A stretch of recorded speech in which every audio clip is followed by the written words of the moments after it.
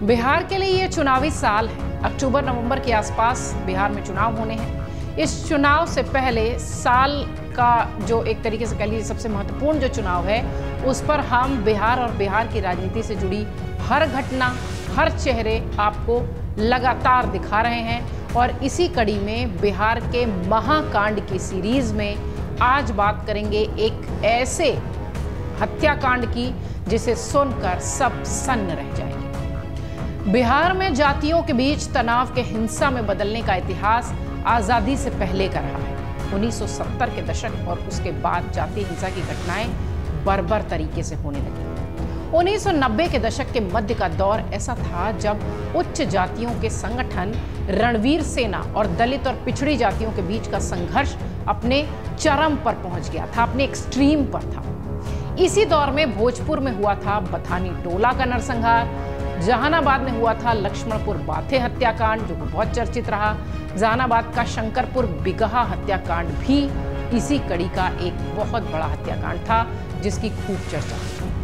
25 जनवरी 1999 को इस खौफनाक घटना को जहानाबाद जिले के शंकरपुर बिगहा गांव में अंजाम दिया गया। बिहार चुनाव से जुड़ी हमारी इस पेशकश में आज आपको बताते हैं शंकरपुर बिगहा नरसंहार की दर्दनाक पूरी कहानी। नक्सली संगठन माओवादी कम्युनिस्ट सेंटर को खत्म करने के लिए बिहार के 2 जिलों में एक के बाद एक रणवीर सेना ने 2 नरसंहारों को अंजाम दिया, ऐसा कहा जाता है, माना जाता है। पहला 1996 में भोजपुर का बथानी टोला नरसंहार जिसकी कहानी हमने आपको बताई थी, और दूसरा 1997 में जहानाबाद में अंजाम दिया गया था लक्ष्मणपुर बाथे हत्याकांड जिसकी कहानी भी हमने आपको सुनाई थी, जहां पर बच्चों को, महिलाओं को, गर्भवती महिलाओं को भी नहीं छोड़ा गया था, मौत के घाट उतार दिया गया। इसी कड़ी में इसके बाद जो अगला निशाना बना वो जहानाबाद का शंकरपुर बिगहा गांव बना। खौफनाक दिन था 25 जनवरी 1999। क्या हुआ था जहानाबाद के शंकरपुर बिगहा में? क्या हुआ था उस दिन जो कि आज भी इतिहास के पन्नों में दर्ज है? प्रकाश लुइस के इकोनॉमिक्स एंड पॉलिटिकल वीकली में एक लेख था जिसमें शंकर बिगहा रिविजिटेड में यह बताया गया कि 25 जनवरी 1999 को पूरे देश में 50वें गणतंत्र दिवस की तैयारियां चल रही थी। बिहार के जहानाबाद में स्थित शंकर बिगहा गांव में भी जश्न का माहौल था और इसी दिन गांव के शंभू पासवान के घर 10 लोग जुटे थे। देशभक्ति का गीत गाया जा रहा था क्योंकि अगले दिन था गणतंत्र दिवस। इसी दौरान अचानक पास के घरों से जबरदस्त गोलीबारी शुरू।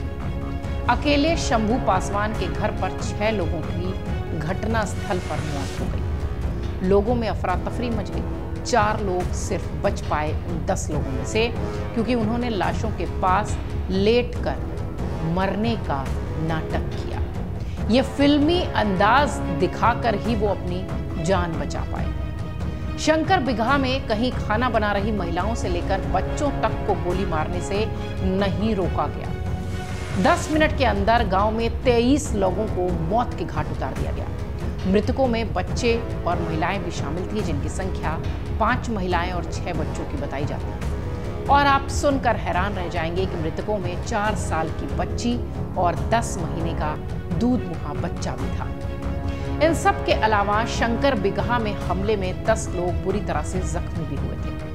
कई रिपोर्ट्स थी उस दौरान शंकर बिगहा में जो नरसंहार हुआ उसमें महिलाओं और बच्चों को पॉइंट ब्लैंक रेंज यानी बेहद करीब से सिर और पेट पर गोली मारी गई थी। रणवीर सेना के कुछ हत्यारों ने इसके बाद एक अखबार से यहां तक का दावा किया कि वो शंकर बिगहा में कम से कम 70 लोगों को मारने के इरादे से घुसे थे।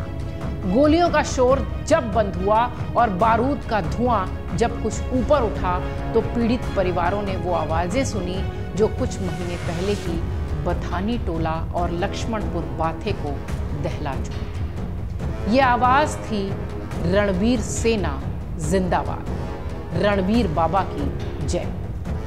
घटना के चश्मदीदों ने बताया कि रणवीर सेना की ये गोलीबारी तब रुकी जब शंकर बिगहा के करीब के गांव धेवाई पर करमचंद्र बिगहा से ग्रामीणों ने हवाई फायरिंग की और घटनास्थल पर आने के संकेत दिए। इसके बाद पूरा शंकर बिगहा सीटियों की आवाज से गूंज उठा।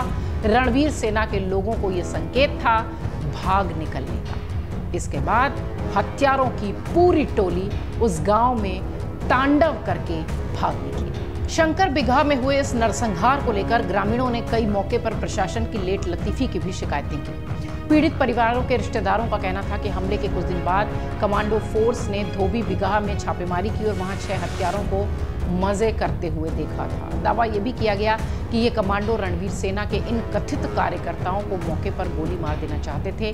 हालांकि तब एसएसपी महावीर प्रसाद, जो कि एक राजपूत थे, उन्होंने हत्यारों को बचा लिया। इस तरीके का आरोप लगा था चश्मदीदों के बयान के बाद, या यूं कहें कि जिनके लोग मरे थे उनके रिश्तेदारों ने ये बात कही। इसके एक हफ्ते बाद 12 और लोग गिरफ्तार किए गए। 6 लोग कई महीनों तक फरार रहे। गांव वालों का दावा था कि इस पूरे हमले को नेतृत्व करने वाला विनोद शर्मा पहले नक्सली था। तब पुलिस कानून व्यवस्था के नाम पर उसके घर पर छापेमारी भी हुआ करती थी। हालांकि उसके रणवीर सेना में शामिल होने के बाद उसकी पूछताछ तक नहीं की जाती थी। शंकर बिगहा में रणवीर सेना के इस तरह के नरसंहार मचाने की वजह क्या थी? ये पूरी कहानी सुनने के बाद आपके जहन में ये सवाल उठ रहा होगा। बेलछी, बथानी टोला और लक्ष्मण बाथे की तरह शंकर बिगहा गांव में दलितों और पिछड़ी जातियों पर रणवीर सेना के हमले की कोई एक स्पष्ट वजह नहीं सामने आई, बल्कि इसे रणवीर सेना के नक्सल संगठनों और माओवादी कम्युनिस्ट सेंटर को खत्म करने की कोशिश के तौर पर ही देखा गया। इतना ही नहीं, इस हमले में खास तौर पर दलितों को निशाना बनाया गया ताकि मजदूरों की एकता पर जोर दे रहे वाम संगठनों को इकट्ठा किया जा सके या उन्हें झटका दिया जा सके। शंकर बिगहा में मौतों का जो आंकड़ा सामने आया, उसके मुताबिक इस नरसंहार में 23 लोगों की मौत हुई। उसमें किसी भी यादव की जान नहीं गई। इसे लेकर तब एक ग्रामीण शंकर पासवान का कहना था कि यादव अधिकतर आसपास के क्षेत्र में भूमिहारों के समर्थन में रहते थे, इसलिए शायद उन्हें निशाना नहीं बनाया गया। बताया यह भी गया कि रणवीर सेना ने शंकर बिगहा को निशाना बनाने के लिए धोबी बिगहा में रहने वाले भूमिहारों से कहा था कि अगर वो ऊंची जाति से जुड़े संगठन का साथ नहीं देंगे तो नक्सली उनके गांव को खत्म कर देंगे। रणवीर सेना की तरफ से यह डर भी दिखाया गया था कि नक्सली हमले की स्थिति में वो गांव के भूमिहारों की मदद करने नहीं उतरेंगे। इन दोनों वाक्यों से यह भी समझा जा सकता है कि शंकर बिगहा पर हमला रणवीर सेना ने एमसीसी को चुनौती देने की कोशिश के लिए किया था। इतना ही नहीं, उस दौरान शंकर बिगहा के लोगों ने प्रशासन की तरफ से भी भेदभाव की शिकायत की थी। दरअसल नरसंहार के बाद सरकार की तरफ से प्रभावितों के परिवारों को 1,20,000 रुपए देने का ऐलान हुआ था। इंदिरा आवास योजना के तहत 20,000 रुपए अतिरिक्त सहायता की घोषणा हुई थी। इस तरह हर पीड़ित के लिए मुआवजे की रकम जो मिली थी वो 1,40,000 रुपए मिली थी, और ये सहायता तब सिर्फ दलितों तक ही सीमित कर दी गई थी। 18 साल से कम उम्र के लोगों और पिछड़ी जातियों के पीड़ितों के रिश्तेदारों को कोई मदद नहीं मिली थी। इस फैसले को लेकर भी गांव के लोगों में गुस्सा देखने मिला था। चौंकाने वाली बात यह रही कि शंकर बिगहा में नरसंहार से ठीक 2 हफ्ते पहले 8 जनवरी 1999 को रणवीर सेना के नेता ब्रह्मेश्वर मुखिया ने एक स्थानीय अखबार को इंटरव्यू दिया था और उनके लोग जहानाबाद में हमले की साजिश रच रहे हैं। उन्होंने चेतावनी दी थी कि उनका संगठन निशाने को तय कर चुका है और सिर्फ सही समय का इंतजार कर रहा है। भारतीय कम्युनिस्ट पार्टी के महासचिव दीपांकर भट्टाचार्य के मुताबिक उनके समूह ने स्थानीय प्रशासन को कुछ गांवों की लिस्ट भी सौंपी थी जिन पर कि रणवीर सेना के हमले का खतरा जताया जा रहा था। इसमें उन लोगों के नाम भी शामिल थे जिन पर हमला करने का शक था। हालांकि प्रशासन ने इस पर कोई ध्यान नहीं दिया। ये बात भी सामने निकल कर आई। ये मामला भी चूंकि इतना हाई प्रोफाइल हो गया, हत्याकांड में महिलाओं और बच्चों को भी नहीं छोड़ा गया, तो ये मामला भी अदालत पहुंचा। जनवरी 2008 को पुलिस ने एफआईआर दर्ज की। पीड़ितों की गवाही के आधार पर 24 लोगों पर आरोप तय हुआ। परिवार के 6 लोगों को खोने वाले प्रकाश राजवंशी ने रणवीर सेना पर हत्याकांड को अंजाम देने का आरोप लगाया। दिसंबर 2000 राजवंशी ने पटना में जस्टिस अमीर दास आयोग के सामने अपना बयान दर्ज कराया। उन्होंने कहा कि वो आसानी से आरोपियों की पहचान कर सकते हैं क्योंकि उन्होंने चांद और मशालों की रोशनी में उनके चेहरे देखे थे। 2014 सितंबर में जहानाबाद में ट्रायल कोर्ट के सामने राजवंशी ने अपना बयान बदला।